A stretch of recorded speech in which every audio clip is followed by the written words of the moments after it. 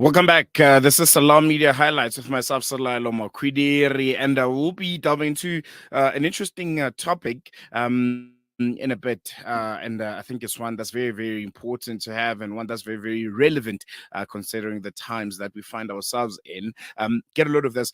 This week marks over a century since the Balfour Declaration, the 1917 British document that laid the foundation of what would later become this illegitimate state of Israel that we all know. And for Palestinians, this declaration signaled the beginning of a profound and enduring upheaval.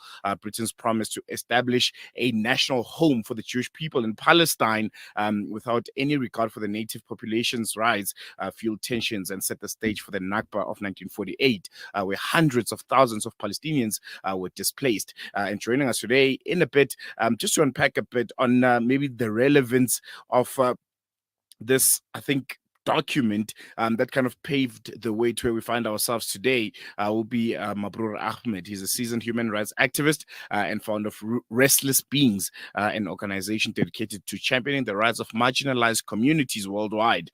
Mabrur has spent over 16 years advocating for justice and equity, and we'll be chatting to him on this very, very important, I think, topic that's very, very relevant considering, the time and affairs that we find ourselves in, and to learn from history and how it has extensively gotten far worse than any of us could have imagined. Mabrur, thank you so much for joining us. Welcome to Salam Media. Really appreciate you giving us your time. Assalamu alaikum. Thank you so much for having me. I must apologize firstly.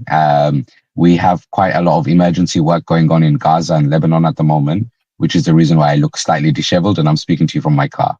No worries at all. No worries at all. I think we are in times of war, and it's expected that it's all hands on deck. But just to jump into the conversation that we're having right now, it would, to a lot, it would feel almost insignificant to talk about, a declaration that is over 100 years, late. It is basically established the state of Israel. But how significant would you say it is that we know and understand the Balfour Declaration and its significance over 100 years later? Yeah, I mean, I think it's at the very core of everything that we see in terms of the Palestine issue and this creation of as you mentioned, the state, which in many circles is regarded as an illegitimate state of Israel. And it's not just about the establishment of the state; it's about the way that state then behaves. Obviously, this document, the declaration, the Balfour Declaration of 1917, essentially gave a people without a land the access as if it was a land without people, and that land is and wasn't without people. That was the home of the Palestinians. It was regarded as Palestine. Many pro-Zionists argue that the idea of Palestine isn't even a real thing. Well, this document kind of proves that it absolutely was, because it regards that territory as Palestine, and that's where the land for the Jewish people's home was to be created. So that almost falls on deaf ears there. But then if you look at the way that the state then behaves as a result, the state of Israel, it acts without any impunity. It acts as if almost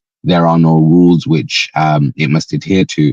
And that only comes about from the fact that this state was created without accountability, without consultation, without any sort of form of international diplomacy whatsoever. And so that's what you see today. You see a country which is able to attack Gaza, it's able to attack West Bank, but more crucially, it's able to attack Lebanon, Syria, Iraq, and even Iran with virtually zero international impunity. And just from your own opinion and how you view things and your perspective, what would you say or what do you see rather as the declaration's most consequential impact on Palestinian society and also the wider region of that part of the Middle East? Well, first things first, I think, the fact that Britain felt it was in a position where it, as colonial master, can give away land and change borders, gives rise to the fact that Israel now sees itself as a colonial master in the Middle East, right? So it was given powers by an executive which didn't really have power over that land. It was a taken power. And so therefore Israel now has also taken on that mantle of taking power, as opposed to what would happen in normal human geography, which is, discussions, even wars, diplomacy, many things that settle borders, many things that settle what you call international justice.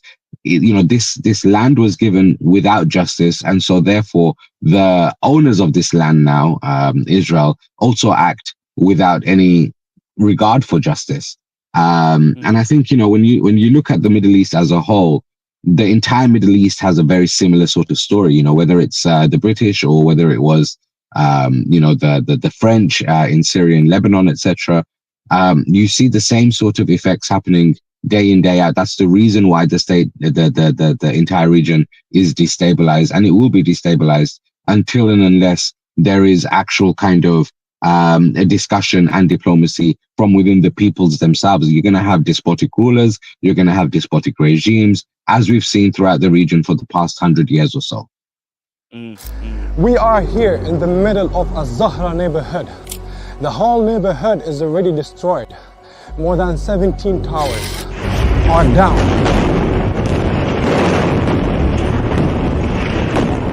Here, as you can see, the firefighters trying their best to help. The people are still under the rubble. A lot of the people. Join Hamza on his exclusive South African tour as he shares his personal experiences, never before seen footage, and powerful insights on the ongoing genocide in Gaza. This is more than just a talk. It's an invitation to witness Gaza through the lens of Hamza Sha'alan. Don't miss this opportunity to meet the photojournalist who brought Gaza's pain and perseverance to the world in its darkest moments. Follow Salam Media on social media pages for more on this tour and be part of the conversation.